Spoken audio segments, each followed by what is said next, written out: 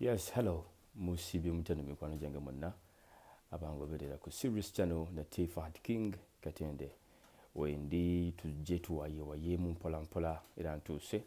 Denga mbebaza mwebali kugoberera channel, mwebali ku subscribinga, mwebali ku sharinga na mwenna bali eyo nga ate mugera maaso na kubanga videos na muzikomentinga ko gwe mukwano gwange nebaliza ddala feedback eri so positive eri appealing era nga mwe maanyi g'abantu okitegeera tosobola kukola kino every day each and every day nga tolina support from the people nga tolina that power from the people. So mwebale nnyo mwebalire ddala olunaku olwaleero wendi kugayagaya mu nsonga ezimu ng'era bwe munaaziwulira naye nga nja kusooka okubajjukiza nti 2020 omwaka tuli mu kugutambuza ogumaliriza, tuli mu mwezi gwa mwenda wenkoledde vidiyo eno eri September era nga olunaku olw'ejjo kwabadde kujjukira Tupac Shakur yafa September 13th. It was 1996 and he was abagoberera nnyo hip hop, the love of a hip hop, they can understand how powerful, how phenomenal, the guy was, Tupac Amaru Shakur, rest in peace, brother. So, lunaku lwabadde lwajjo nga 13, we were trying to remember the legend. So, ate era bantu bangi abagoberedde muganda waffe, Tupac bantu bangi awo na, mu music industry, we've been losing people who are really important, naye bonna tubagaliza okuwumula okulungi gye bali with Sirius in paradise. So family z'abantu abo zonna gye ziri nazo tuzisaasira, because when you lose someone, bye bintu ebimu ebituggula amaaso n'obwongo n'omanya nti ensi eno erimu ebyenjawulo, because death is something that is not simple. When you lose somebody in the family or in your family, really it is not something that is easy to go through the situation and getting used when you meet somebody who used to come to you, who used to be part of the family meetings and everything. So embeera yeeyo naye nga mbagaliza okuwuliriza okulungi mikwano gyange. Lunaku olwaleero ngenda kwogera ku nsonga ya it's going to be about family issues and really I need you to give me your ears, guys, and we try to understand something from this video, because there is something really amazing when you come into family things, you understand. Kakati embeera eyo nze olwaleero I'm talking to you, I have a family, I have a family, so I can understand when it comes to a family. Now I will base mostly on black families and specifically here in Africa. Tusanze obuzibu bunene nnyo, you understand, tusanze obuzibu bunene nnyo mu mbeera y'okubeera nga family zaffe zetuvaamu nga zisobola okubeera nga zibeerawo. Kyewuunyisa nti olwaleero families mu Uganda, olwaleero mu Uganda teziteredde.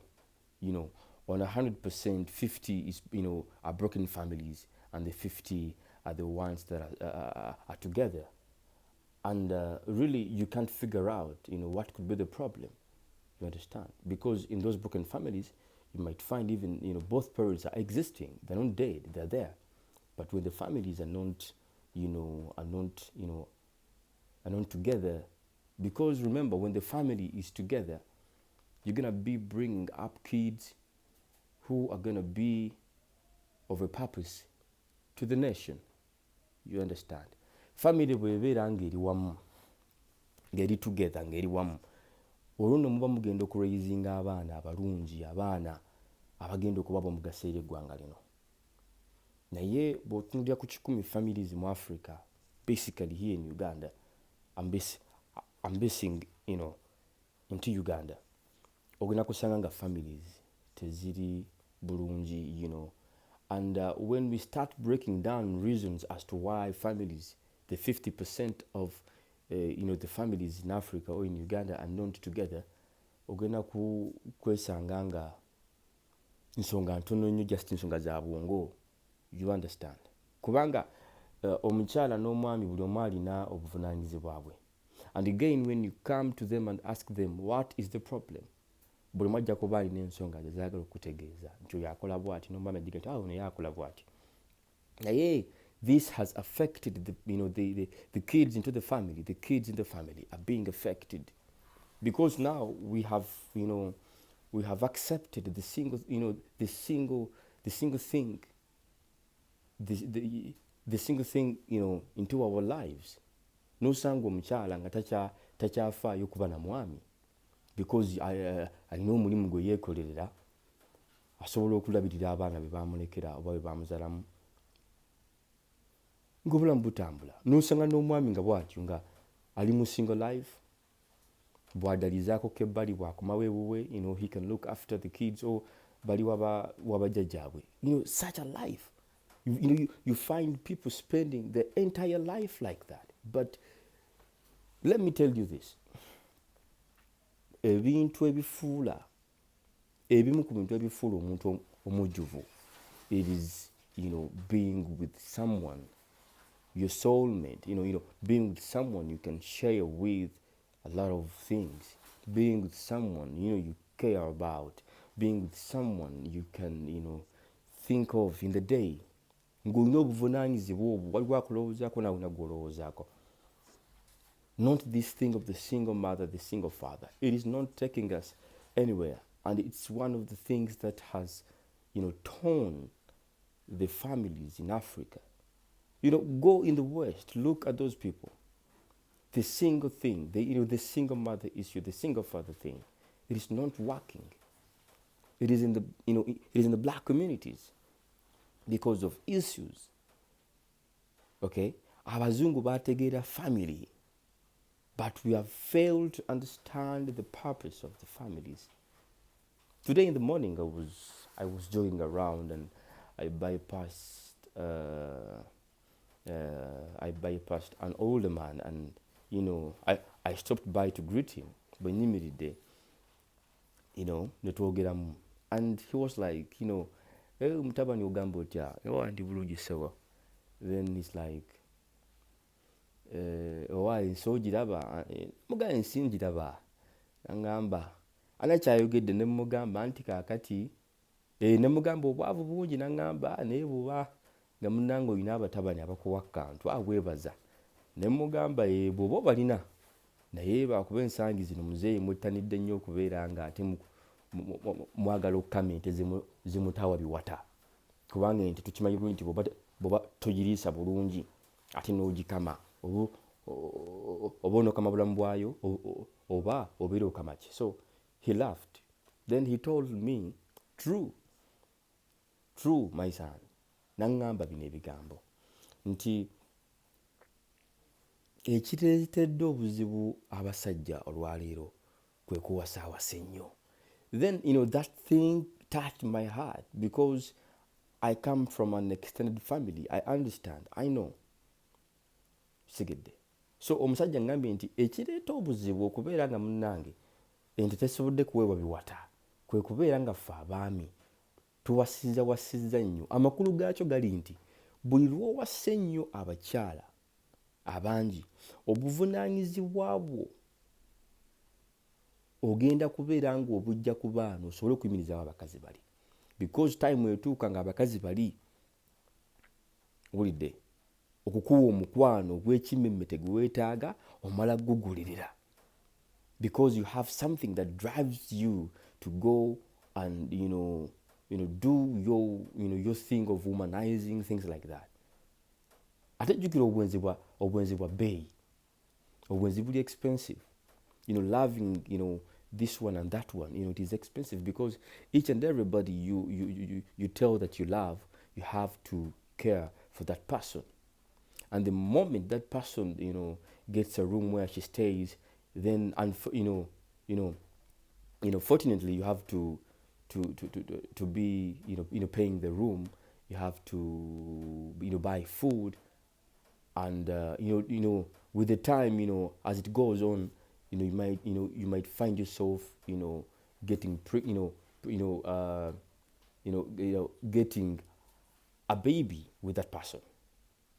You understand? So kakati olwo oli mukola family zino naziri, kati tosobola kubeera nga olina family 10 noŋŋamba nti oyinza okujjukira omwana wo first born nti yeetaaga seeti. Tosobola, kubanga ojja kuba wakakirowoozaako ate hani namba nnyo akuba essimu agambe nno darling eno gyojja tubadde twagala kukola bwe tuti. Kati olw'okuba oli akuwadde omukisa leero akuyise ate bulijjo akusumbuwa, kati ogamba nazino eza seeti nazo kankole kikanzimuwe maama gundi asooka asanyukemu. So omusajja ngambye ekigambo, he's like in late 60s there, angambye nti ekireese obuzibu mutabani abasajja tuwasizza nnyo. So I come back to the point of the single life. Terina gye tutwala. People have to find partners. People have to find, people to be responsible. Abali mu life ya single, tebalina responsibility. However much they, tend to think that they can manage, the children, their responsibilities, but that is not enough. You have to be with somebody whom you can, share with, different things. Kakati olwayo take an example. When I have somebody, like at my place, never manfunyemu breakdown, I will come home. Somebody will comfort me. Kati gwali mu single life, boddeeko ewaka ng'ofunye breakdown mbulamu. What do you do? Sincerely speaking. Because you don't have that love, yes, we have accepted, but then how do you do it? You see, twerimba. Kireta tuli mu single life naye nga teta tukyakola ebintu ebikyamu ebigenda tuleetera obuzibu, because you will not be having that faithfulness in one person. Ono bwakunyiza nkyanga ofuna mulala, bwakunyiza at least tubeere mu single life n'omukwano tuguveeko tugende nti twakowa okwagala. But again, nobody can deceive me. Nobody can, come out and tell me nti ebyalavu nabivaako. Everybody, that is natural. Everybody loves. Everyone loves, even animals. So kakati gwe olwairo, when you come out and tell us that you do not love, you do not have that feeling towards men or women, then we have to start have we might start having a feeling on you that you might be having a problem. So families z'abaddugavu ziri torn, they are torn out. Families zistruggling. Omuzeeyi yangambye ku makya ensonga nti one of the reasons is kuwasawasa, marrying, unnecessary, marrying, of women is one of the problems. Okay? Another problem is, failing to understand that we are married, failing to understand that now we are into something that has got boundaries. You cannot just escape it. You understand? Time etuuka nga osazeewo okole family nga tokyasobola kukola bintu bimu, but people tend to come into this situation of marriage naye ne bajja n'empisa zaabwe eza single life.